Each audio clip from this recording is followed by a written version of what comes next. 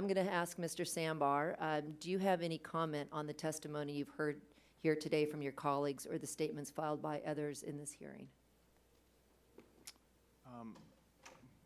Generally speaking, I appreciate the dialogue. There was some testimony submitted by Verizon at the beginning, and I know it was not read out today, but there's a couple of points in there that I think are important to address in front of this committee. One is the interoperability of core networks, and I think we've beat that horse to death, but serious reasons why cybersecurity becomes an issue when you interoperate the cores, and that won't be allowed, it doesn't sound like, not by our rules, but by others, including the original legislation.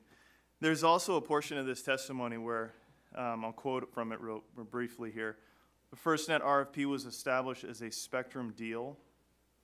And further quoting, we have never had an interest in FirstNet spectrum and could not justify the investment required to build out spectrum that we had no intention of using commercially. So this is from Verizon's testimony. And I personally take exception to this. So it was noted earlier, my military service, I spent 23 years between active and reserves in the military.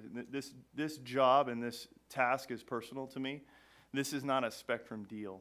To the Congresswoman's point earlier, AT&T is going to make money off it. We're a for-profit company, and I'm not trying to hide that fact, but this isn't about spectrum and a spectrum deal. This is about serving first responders, the folks that are behind me. We're building something really special here, and we're giving them something they haven't had in a long time that the 9/11 Commission said that they needed, that you said that they needed, and that's what we're doing here. So I just want to set a level playing field and let everyone know that this isn't a spectrum deal. That's really not the right way to talk about this. We feel very passionately about that.